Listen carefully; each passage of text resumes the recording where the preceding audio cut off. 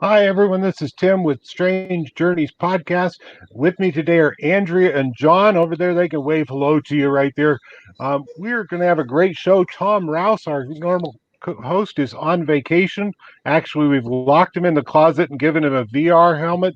He doesn't really know he's in a closet yet. So don't tell him when he gets back in 2 weeks. It'll all be good if that, in that case.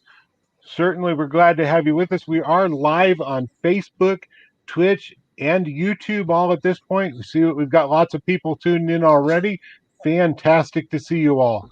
Just to remind you, we do provide these shows first and foremost for you, the watchers, for entertainment. We are not by any means and do not claim to be scholars or experts in any of the topics that we cover. We are simply enthusiasts and storytellers who have fun with these topics while doing our best to respect individual beliefs. And please remember that we are live and nothing is rehearsed or edited out later. What you see is what you get today. So it could be a lot of fun. We'll find out what happens as we go through the show today. Um, just for to get back, as you know, last week or 2 weeks ago, I was the only one here. We had a little bit of fun, really short episode on the serial killers in Kansas and families that kill. But we'll jump into ET facts now. Summer is here, and I just want to find out what everybody's downtime activities are they enjoy the most. We lost John someplace. Andrew, you want to go first? I spend my summers gardening. I'm really into my herbs and foraging for different things. And then I also do a lot of crocheting, but we're also really occupied with our Grave Hunter Society and genealogy and monster hunting. Hunting. Right. John, what about you? What are some of your favorite summertime activities? Well, I enjoy obviously doing the research, also going out there and digging into old maps. I mainly stick with the maps. Another thing I like to do is find new and exotic places to take naps. Right. I understand that when it's when you pull the vehicle over and you take a nap in a graveyard or while sitting in the vehicle, people look at you funny sometimes. But it happens, I get that entirely. It happens. You work hard, you work long hours, it's time to sleep. Right, exactly. For me it's gardening. And then running tours. We are about to reopen Ravenwind Tours next week. We will have 2 tours next weekend. We've already booked them solid. So we're doing good. So we're looking forward to being back out there on the streets, enjoying our times in Topeka. We're big into gardening, though. And this year, my wife put in a fairy garden off on one side of the yard. We put in a new patio, and we've done a huge amount of work. We're spending our times in front of our industrial fan outside to stay cool enough because here in Kansas we're already above the 90s on a daily basis. So it's miserable, but I would much rather take this than the cold, though. I do not care for winter and snow. I am not a snow bird at all. Snow bunny. I'd much rather be someplace warm. I mean, It's just me. I completely understand that. I am not a cold person. I'm learning to deal with it because my wife is a cold person. So, And just to remind everybody, we are out on YouTube. So get on there, click subscribe for us and see how we're doing.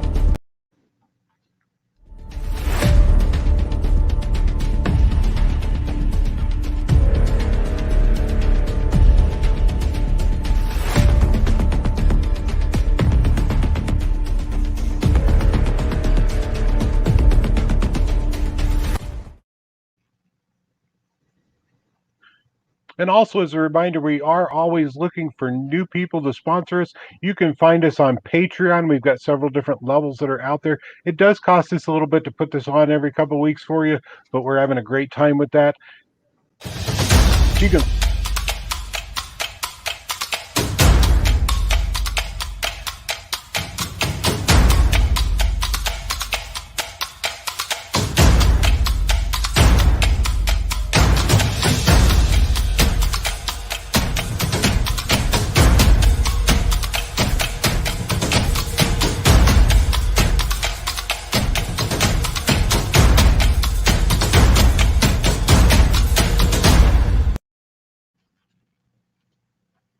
music. One of these times you're going to come back and I'm going to be spinning a torch to it.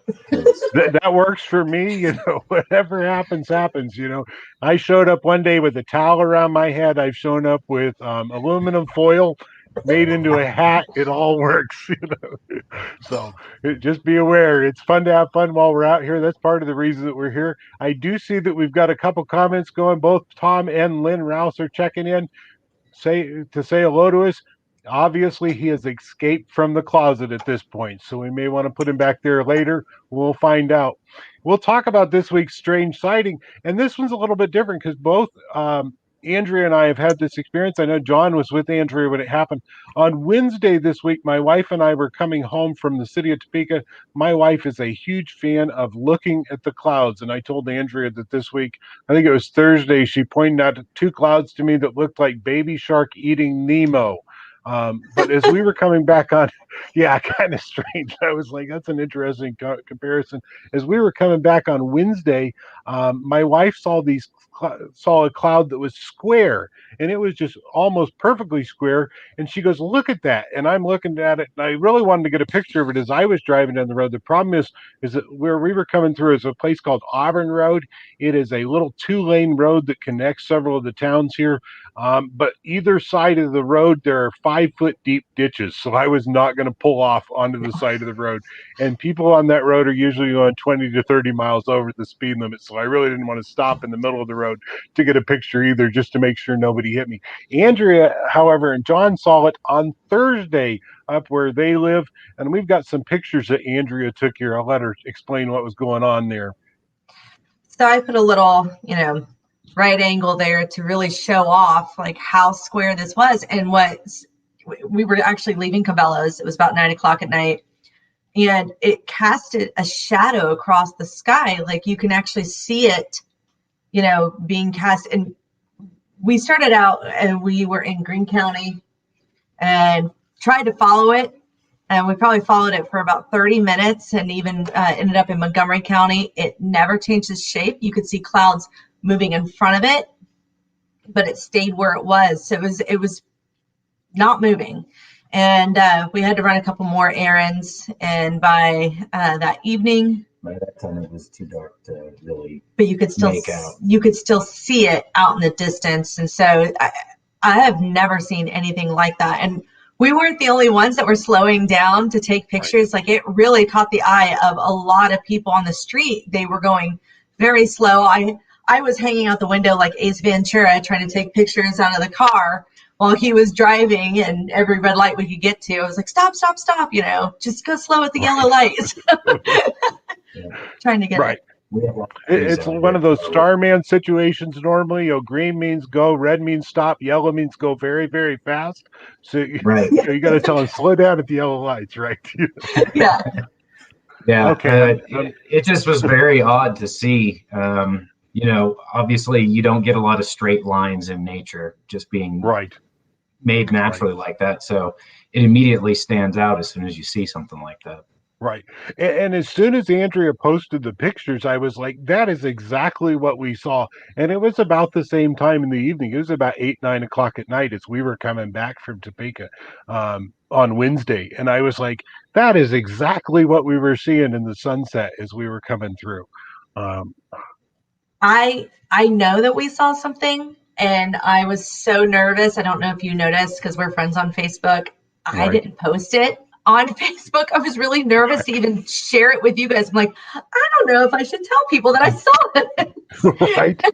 Like, I don't want Men in Black to show up at our house the next day. So, I think they'll learn a lot more. You get that Facebook meme. You've seen the Men in Black if you can't remember why you stepped into a room. Maybe it's an age thing. I don't know. I know that I dated myself with the Starman reference a little while ago. No, but I think it's really neat. I think it's awesome that you guys all the way out where you are, we saw the same, just 24 hours apart. It moved. Right. It did move. Yeah. And looking at other things, because I was researching it, this is being seen all around the globe at this point in various locations. There are lots of pictures of these in the last 3 months across the world. So Oh, whatever it is a occurrence that is happening everywhere. Maybe it's aliens have found out that the United States is about to release more documents, and they just want to say, "Here, we're here." Who that's fun. knows? Well, it's a UAP, so maybe it'll be in the report. Right? Square Exactly. clouds. No, it was a cubulus. It's a Cumulus cumulus cloud. So Cumulus cloud out there, right? We do want to say hi to Greg real quick, who is out there. He did say hi to us on Facebook here just a moment ago. We've got a great episode for you. We're going to be talking about the Bridgewater Triangle. It is a very unique place that is out there in the United States. We think a lot of times of places that are kind of unique, attract the imagination. The Bermuda Triangle, Transylvania, Stonehenge, the Great Pyramids in Egypt, and the Valley of Kings, just to make it a few. You can now add this location. It's called the Bridgewater Triangle. It's located in southeast Massachusetts and covers more than 200 square miles. For centuries, the area has been believed to have had multiple paranormal experiences, including UFOs, poltergeists, floating orbs, Bigfoot like creatures, and other phenomenon that have occurred. The land includes landmarks that hold mysterious and some say cursed history with them. They include the Hockomock Swamp, which is a native language of the Wampanoag. Hopefully, I'm pronouncing that right. Indians means the place where spirits dwell. The Dighton Rock, which is an old rock with petroglyphs of unknown origin.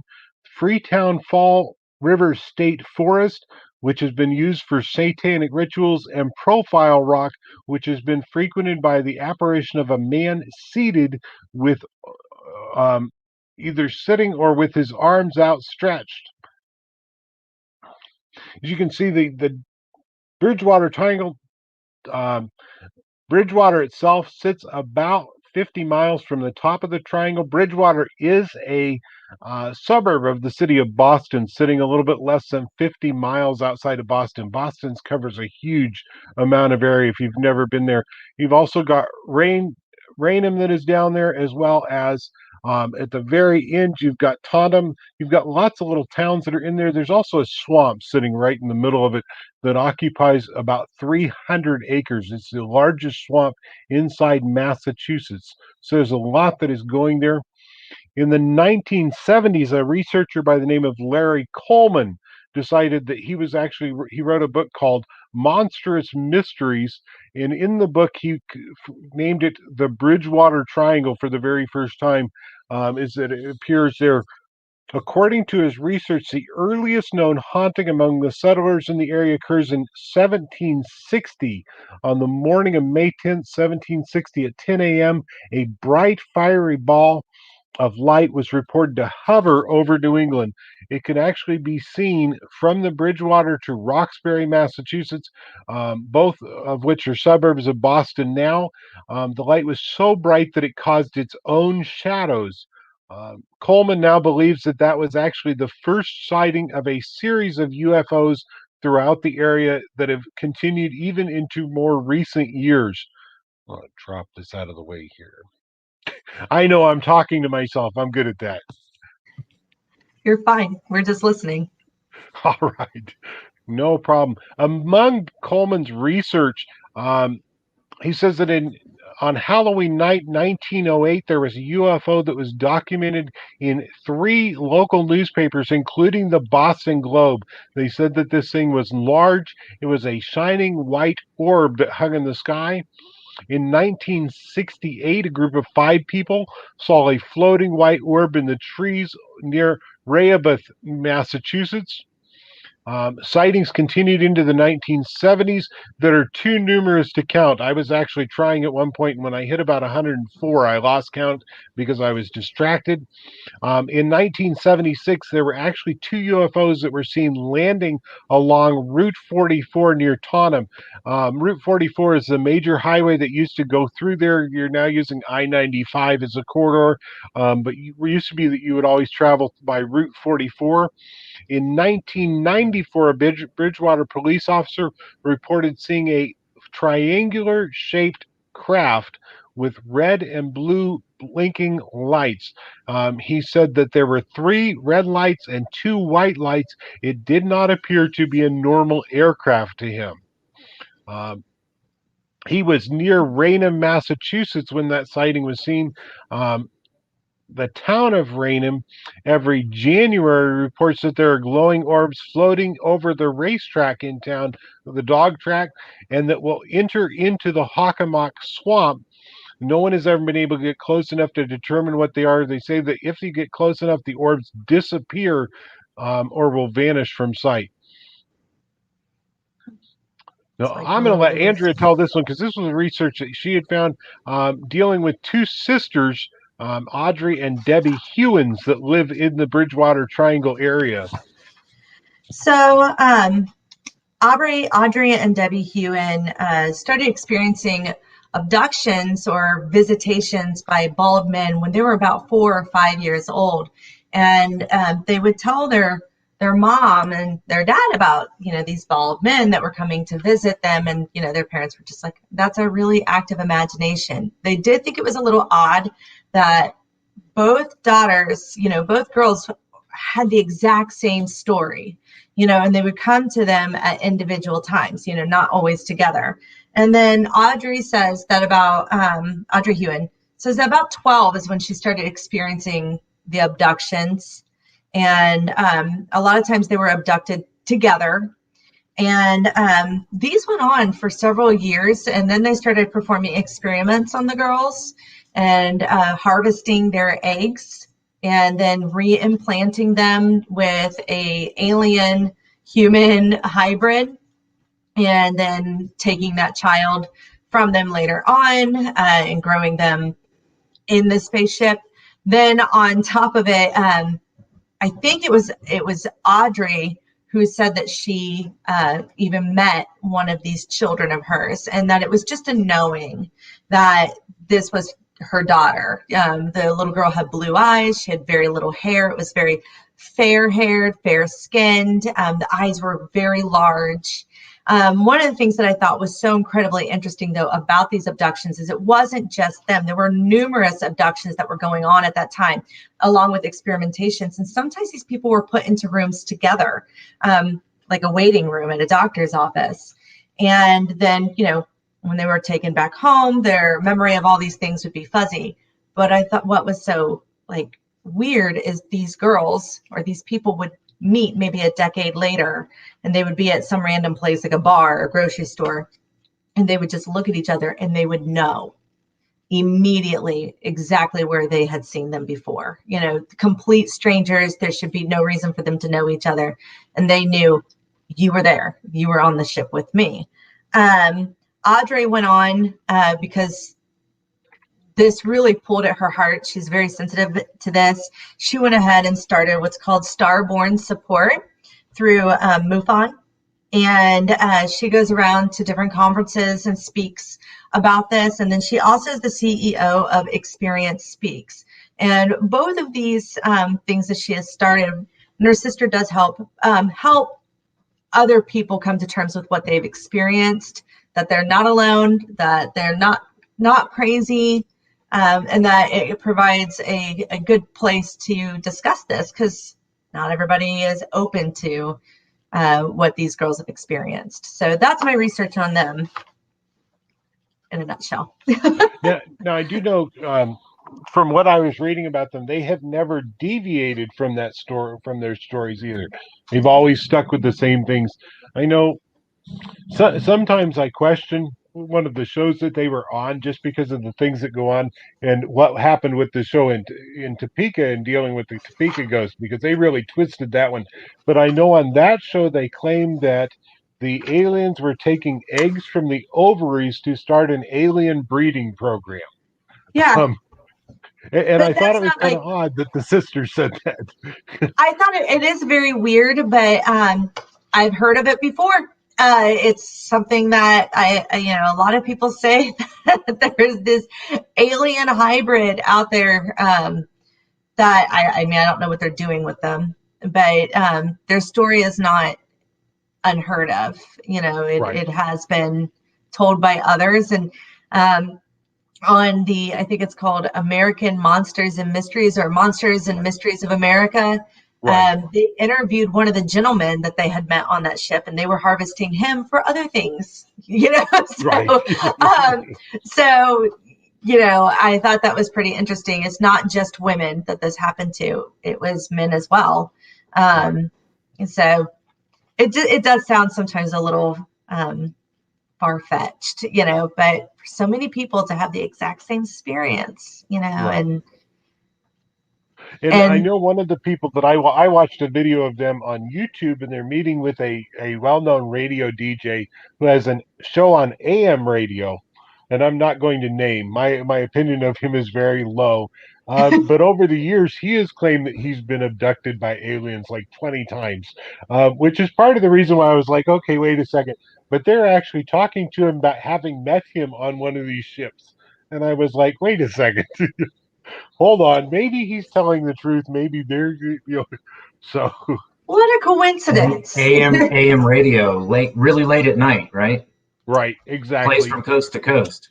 right, exactly. That's the show. So it's one of those that my son listens to on a regular basis, and now he believes that the coronavirus was a hoax and that they did it to control the American people, because this is what that guy's been teaching. And I'm like, wait a second, there are people dying from this kid. It's like, you don't quote somebody that's been abducted by aliens as a medical reference. I don't think that works. But anyway, Oh, now. so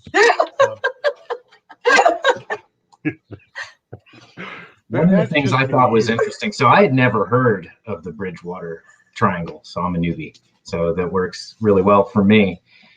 Is just how, like, in this small area, you get a real snapshot of kind of how UFO sightings have gone across the country. You get like lots of different kinds, right? So you get the orb, and you get that really early on, and then that kind of graduates to the triangle in the 90s, in the late 90s and early 2000s. Everybody was seeing triangles, and you don't get too many of the just saucer shaped things anymore. You get all of these different shapes, and I just think it's the aliens advanced. Yeah, we get the tic tac shaped stuff now, and I just thought that was very interesting. Well, I was going to say this to the end. It's interesting that you said that, John, because there's an author named Chris Balzano who wrote a book about the Bridgewater Triangle. The book is fantastic. I took 2 days this past week to read it. But he writes in his book, he says, anything that you want to be in the triangle is inside the triangle. It's a Pandora's box. So you're into zombies, there are stories about zombies. If you're into Bigfoot, he's there. If you're into puckwudgies, there's a kind of puckwudgie central here. If you're into ghost, you've got it. UFOs, black helicopters, it's there. So It's interesting. Like Ohio. sounds like Ohio. We Athens. can't leave anything out. Athens, Ohio, yeah, it matches what you're talking about perfectly. Everything is there. So you've got lots of stuff going on inside of this triangle that is just phenomenal stuff, because I don't think we're even going to scratch the surface of really the Bridgewater Triangle today as we're getting into it. One of the cores of the Bridgewater Triangle, of course, is the Hockomock Swamp. It occupies the northern central area of the Bridgewater Triangle. It's the largest swamp in New England, covering about a third of the total area of the Bridgewater Triangle today. It's long been a place of mystery and fear. The native Wampanoag tribe used it as a burial site, naming it the place where spirits dwell. They would also, in 1750, while fighting with colonials, use it as their fortification to keep the colonials from getting to them. They hid themselves away in the swamp. And even then, they report that they would have incidents with the puckwudgies attacking them in the middle of the night. If you don't know what a puckwudgie is, it is a cryptid that is very small. It looks kind of like a troll and a gerbil combined. It's really an odd Cute. creature. It's kind of cute. Yeah, usually using stone knives or spears along the way. So they claim that That's they so had cute. encountered puckwudgies. One man, and we'll talk about this one in just a few minutes, would describe it as a bright orange orangutan living on one of the islands in the swamp. Um, And the most so fun cryptid to say, Puckwudgie. It sounds cute, even. right. How can you be afraid of that? Right. They did try to, early Europeans did try to drain the swamp at one point. However, due to the legends that were going on and the sightings that were occurring inside the swamp, they decided it was better to leave it alone. The sightings in the swamp include 3 different species of Bigfoot, puckwudgies, which we just talked about, ghosts, UFOs, balls of fire, and so much more. There's more than we could ever cover in a single day just talking about this particular site. Some of the recent sightings in 1971, you've got a police officer making his way home to Easton, Massachusetts, when he nears Bird Hill. He's confronted by a tremendous winged creature standing in the middle of the road. According to his description, it was 6 foot tall with a wingspan of 8 to 12 feet. He said the creature stared at him for a number of minutes and then flew off into the night. So they To have a me, it kind of Mothman sounded too. like Mothman. They have a Mothman also, which is Right. awesome. So yeah. So if it's possible to be in the triangle, it's in the triangle. But yeah, he describes it as a bird-like creature, a bird-like man creature standing out there. Some people compare it to the Thunderbird of southeastern or southwestern legends, and that's in the triangle as well. Let's make that true. They believe that they've got Thunderbirds out there as well. So there's a lot here.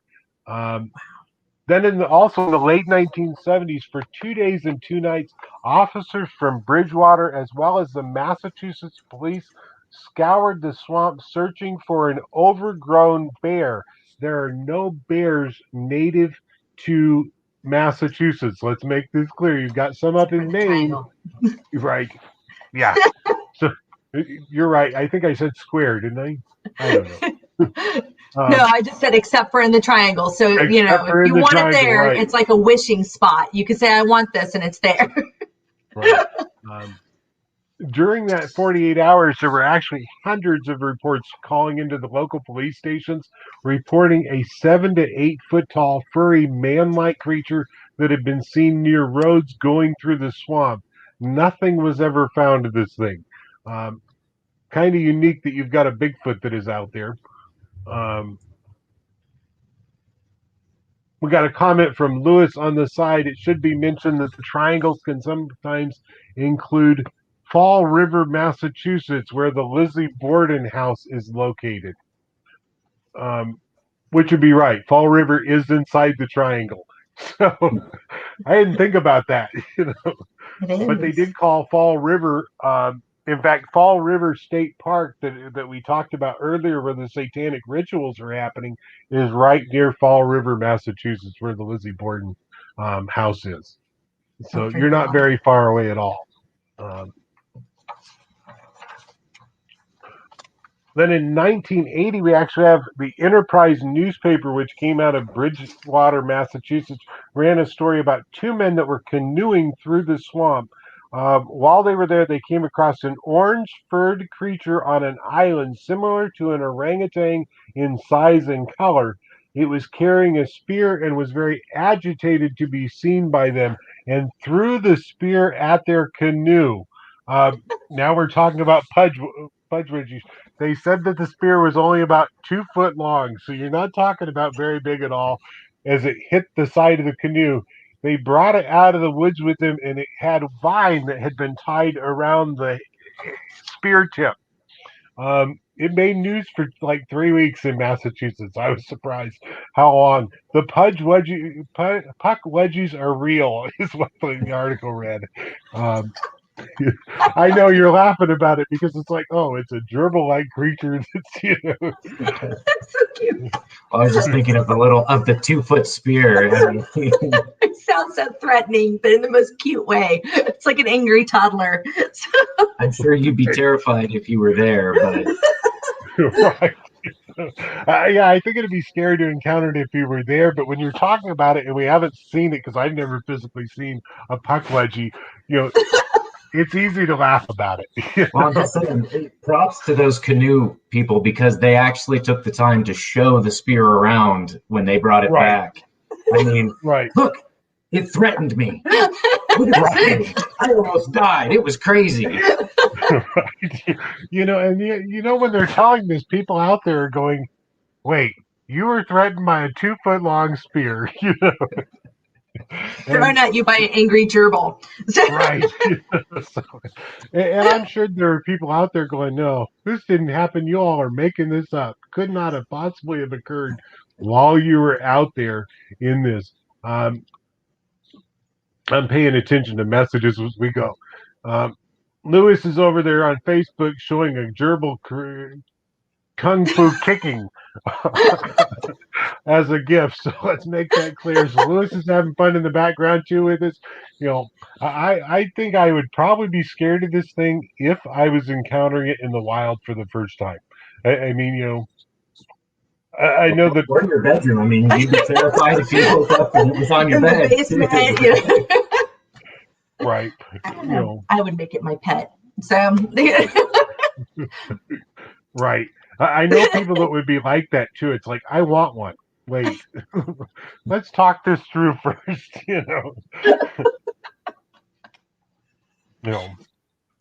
My wife would be one like, we need to bring that home with us. No, put that back. You threw a spear at us. Come on. we could use this. Right. Exactly. Home defense puckwudgie. So Right. beware puckwudgie. Exactly. I mean, I could go on with this. Yeah. Right. Puckwudgie might bite. Don't pet the puckwudgie. So. Right. Now, interestingly, when you look at the puckwudgie legend, the Wampanoag Indians there, they talked about that the puckwudgies that they would encounter tribes of them in the swamp, and there would be 50 or 60 in a tribe. That there'd be huge numbers of them all gathered in one place. In fact, in 1750, when the Indians were making a fortification of the swamps to keep away from the colonialists, they said that there were times that the puckwudgies would invade the camp and drag people off into the night with them. So obviously it's not a very pleasant creature sometimes, but Well, one chihuahua, not threatening, a them. mass of chihuahuas could be, but I wonder if it's related. That sounds a lot like, earlier on one of our other episodes, sounds a lot like stickmen. Right. It sounds pretty similar. Like they're pretty, hands off unless there's something going on that's invading their territory. They really don't like it if there's fights or war going on, and that's when they'll kind of invade everybody's personal space. So kind of. Yes, the yellow dragon, from when we did the interview with Tom for the Grave Hunter Society. Oh yeah, your pet. Strange. I want one of those. Every time she sees a cryptid, she wants to bring it home. Right. I understand that. There's a writer from Missouri, and he writes fiction, but every one of his books is about a different cryptid from Missouri. And the main character in the book has got like 30 cryptids as pets. I'm like, wait a second. He keeps the ones that aren't going to kill him. That's assuming they would all get along. I mean, right. I'm wondering if you need a license for that. Like, you have to have a license to rehabilitate wildlife. Do you need a cryptid license? What if Sasquatch ate puckwudgie? Right. That could be a problem. I'll have to have a separate room. Build me one. My granddaughter watches a show called Vampirina on Disney for kids. I guess it's Kids Disney or whatever. I don't know what it is. In Vampirina, the vampire says something about Bigfoot. His name is not Bob, and he was definitely not my college roommate. Okay. Yeah. So puckwudgie sounds a lot like maybe, I mean, you hear about gnomes, trolls, Right. leprechaun, a lot of European myths of Right. the shorter forest dwelling people and things like that. Sounds like maybe Just a an crossover. Americanized version of something like that that the natives knew from Right. their history. I don't know. Just by a different name Mhm. kind of deal. It does sound very similar to that. And Lewis is saying that the Pukwudgies remind him of Native American little people. Usually, Yes. generally protect the natives from harm rather than harming them. So, kind of an interesting touch. Now, I know that you suggested this episode, and when I really jumped on board was when I started seeing things about the Dighton Rock, because Dighton Rock is Yeah. something I've always wanted to go look at. Now, the Dighton Rock is actually a 40-ton boulder that used to sit out in the middle of the Taunton River, which is just south of the Hockomock Swamp. So it's not very far away at all. Um, it has on it approximately, they say, up to 300 different runes or etchings, petroglyphs that are on it. It is a massive piece. They moved it out of the river in the 2000s, early 2000s. That's how they know that it weighs in at 40 tons. It's a massive piece of rock. Um, the local tribes did some of it. Over the years, they've identified lots of the different carvings that are in it. Um, there are those that are archaeologists and historians like myself that go, it's not real. I want to see it just to see what I can determine. But lots of official historians and archaeologists claim that it's not real, that it's something that was made up. The reason that they claim that is that they don't want to have to change the history books. We have to remember the first European that came to the United States was came to the Americas was Christopher Columbus. At least that's what we're still teaching in history books today. We know that's not true because we've got the Norse, the Vikings coming up over and through Canada as early as the 1300s. So you've got some differences that are going on. The rock itself includes indigenous petroglyphs from the Native Americans living in the area. There are also Norse runes. Some of those runes actually match with runes that were found in New York State in the Catskills in 1950. Those runes they've now dated to about 1400. So prior to Columbus ever getting here, the ones in the Catskills they're saying are real. They're saying that though that this one here is not. Also included are ancient Phoenician writings. Um, Wow. we believe that the Phoenicians were the most advanced sailing society in ancient times. We know that they had vessels that they traveled all over the place. Their own writings say that they made it to a continent or to a land across a great ocean. That they left the small ocean and went to a large ocean and crossed it and went back.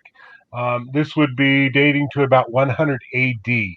So you're talking about, almost 2,000 years ago, they claimed they came to another continent, somewhere else, someplace else, a larger land mass that they were not familiar with. But yet they have identified on this actually Phoenician carvings that are in there. So there's actually letters in there that refer back to the Middle East. In 2012, there was a scholar that discovered Chinese runes on it that claimed that the Chinese had been in modern day Massachusetts as early as 1421. So, yeah. So not only did they cross across the Pacific, or they went around and came all the way across the Atlantic, which would have been one heck of a trip because the Cape down there is a disaster. More ships have sank there than I think any place else around that Horn of Africa. To make it to Massachusetts is a huge ordeal, especially in 1521 when we consider Columbus's 1492. Um, Yeah. Now, an interesting tie-in with this is the Knights Templar claim at one point to have found treasures under the what was originally the Temple of Jerusalem that they transported. Some Templars claimed in the long run that they had joined up with Phoenicians who had taken the treasure to another land that had crossed a great ocean. which would have meant that they would have joined up with the Phoenicians to do so to get there. And it's a theory that is being thrown out all the time now that they had actually made the trip here, that whatever they brought across, some claim it's a holy grail, some claim it's bones of Jesus. Who knows what it is that they really found, but it came to the United States. One of the ruins that I think is probably the coolest, and I'm going to see if you can actually see it. This is not a great picture. This was taken in 1906 during this piece being done. There's actually a point in here, very near the top of it, that there's a square box with two triangles on it. They think that those two triangles, it represents the Ark of the Covenant. So I'm trying to see if I can get it. I meant to get one that I could do that with and hadn't etched it out there. This was one of the reasons that I was so interested in this one, because it matches a petroglyph that is in the Painted Desert National Forest in Arizona. It's an exact match to it on a smaller scale. There's one there. Let me see if I can pull this picture. Give me 1 second here. I'm looking to see if I can find that petroglyph. There it is. And we're going to transfer it across here.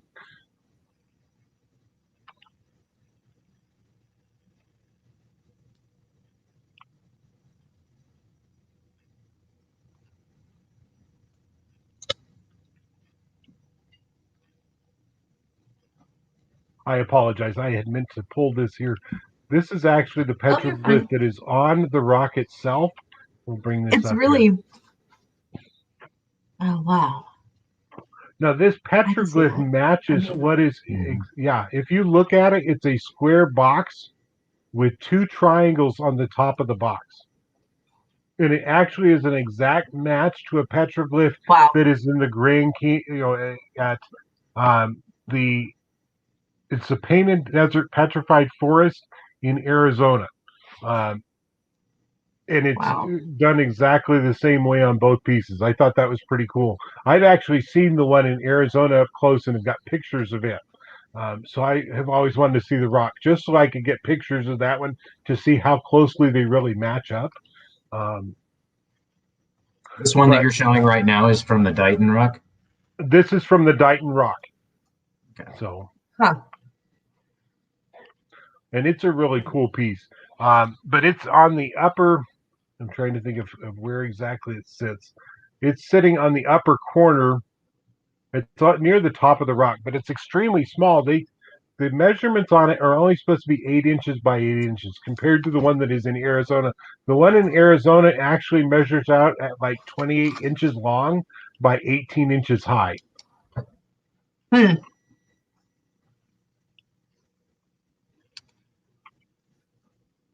see, I'm looking to see if he's got it. I know that in 1906 they did chalk outlines of all of them. And they took several pictures of the rock and had to wash the chalk away as they were going to do the next set, because these things are on top of each other, which is not uncommon when you find petroglyphs. They put carvings on top of carvings. If you've ever been to El Morro in New Mexico, it was a landmark along the Santa Fe Trail. They would do that all the time. There are actually thousands of people that have carved their name in petroglyphs that are all on top of each other. They can't even contain all of them along the way. So it's kind of an interesting rock. Now, an interesting part of that, and I mentioned this to you earlier, about 100 miles to the north of the Bridgewater Triangle is a place called America's Stonehenge. It is actually believed to be a Norse site, that they actually have lineup of the stones that they can get, particularly from, they can line up the winter and summer solstices, as well as the different events that are happening. It's got a sacrificial table right in the middle of it too. It's kind of different. And I've wondered how closely these two sites are now related, now that I've kind of gotten into this a little bit deeper. So the rock is reminding me of kind of like a gum wall, where everybody's like coming from different cultures and signing the wall, the wall of the rock. This should be looked into more. This is very interesting. This could not necessarily change our history for any worse, but actually make it even better, more interesting. It's kind of a more so of the melting pot. It's very strange to see so many different cultures represented coming to this rock through one area. Yeah, we should take a trip there. I'll make a 3D scan of it. I'd like to know what the land looked like, all the way back. Why were they so drawn to this one spot? What was it about this specific spot that not only were they drawn to, but they were like, yep, we're going to mark while we're here. What we have to say that we were here. It's, very interesting. Yeah. What brings them all to the one spot? That's a great question. Is it maybe the aliens having something to do with it? It brought them all to the one spot. They were looking for puckwudgies. That could be it too. The ultimate answer is basically whatever you want in the triangle, you're going to find in the triangle. So what this is actually an object that was brought, and it has a radius. And anyone who goes into that radius, whatever they're thinking or conceiving, they actually see. It's like that room in Hogwarts. There you go. Like the room. I can't think. Room of requirement. The room of Right. So if you're near the rock, if you're near the rock, whatever it is you're looking for, you're going to find. Right. Now, the rock is currently inside of a building. When they moved it, they actually built a building around the rock itself. I'd much rather have it out in the wild where you can climb on it. 40 tons, it's hard to find something to set that down on. You don't put it on your kitchen table. No, but you could still have it like in its natural place. I would much rather see it there than in a building. I'm sure they're protecting it from the building has hours. I could go and look at it at night at like 1 a.m. and see if there was anything there. If there's a building around it, they're going to keep. Yes. Yeah. Look for puckwudgies were here. Put a heart. Star. No, we were just tomorrow. They'll let you do that. There's a piece of stone that they have put out in the walkway along there that is part of the original mountain, and they leave knives sitting there so you can scratch your name into the rock just like you would do. They don't want you to be facing the real one, but they've got a second rock. Exactly. It's like the bridge in Graceland. Everybody marks the bridge, going into Graceland. Sorry. A little bit of misdirection. Right. So I find it very interesting. But like I said, I do know that they put a building around it. I think it's been 4 or 5 years ago, the show America Unearthed. He went in and tested some of the petroglyphs to see, he's a geologist is what he is. But he went in to see just how deep if they could be real. And he keeps going, these are real glyphs. These have been drawn in here hundreds of years ago based on the wear of the rock. In other words, you're going, no, it couldn't have been hundreds of years ago. It had to be in the 1650s when the first Europeans found it. I don't know, but you're talking about grooves that have been cut in there hundreds and hundreds of years before. Well, now you just decided our next trip for us. Thanks. Great. At least you get to go up there. Fantastic area. Make a trip to America's Stonehenge. While you're there, you'll have a great time. Or we'll see something. Maybe a puckwudgie. If we get a spear thrown at us, we'll take a picture. Right. Just grab one and bring it back with you. You can have a new pet. Hold on, let me get my camera. Right. No, I didn't know so much about the Denton Rock. This is very interesting. I knew more about the alien abductions and the strange sightings, but I didn't know all of this about Denton Rock. This is, you should hear more about this. This is, more than just anything mystic. I mean, this is pretty interesting. This is like Plymouth Rock for everybody. Right. Seems like there should be a History Channel special about it. You would think so. They'll get there sooner or later, I would think. Maybe we'll have started something. So. Right. Now, probably one of the most famous hauntings in there, and I actually found this to be interesting because this was the first one that I came across a video for talking about it, is the red-headed hitchhiker. As I mentioned, it used to be Route 44 through Massachusetts was the main route. You would come up through Rhode Island and go into Massachusetts on Route 44. I-95 corridor, we've got, the major highways now run through. So you've got I-95 going through. But people that are traveling along Route 44 still saying there's a red-headed hitchhiker that has been seen since the 60s. And everybody describes him the exact same way as being a tall man with long red hair and a bushy red beard. They also said that he's always wearing a flannel shirt as well as dirty jeans, and it'll be out there thumbing for a ride. No matter who picks him up, he always gets in the back seat of the vehicle. Even if the front seat is empty, he climbs into the back. Kind of an odd place to be seated as you're driving down the road, but you get in the back. And they said that he never speaks, but when they say, "Where are you going?" he'll point in the direction of whoever had already picked him up, whatever direction they were going to. And they say that he goes both north and south. So he's not like, "Oh, I'm only going to go north towards Boston," or "I'm only going to go south towards the Cape." He always is headed in either direction. Somewhere along the trip, though, he starts giggling to himself. And then the giggling will turn into a very maniacal laughter, which of course scares lots of people. You're wondering what the heck is wrong with this guy that is now in my back seat to start with. Why'd they pick him up? Yeah, we can laugh. It used to be very common for people to pick up hitchhikers. I know Well, I've no, done it. it's just the whole dirty jeans. Okay, first of all, he's a wayward lumberjack, and then he's crazy because he gets in the back seat. I would immediately say, no, get out of my car. You can sit next to me or get the next ride. But he gets in the back seat and then he starts giggling. Right.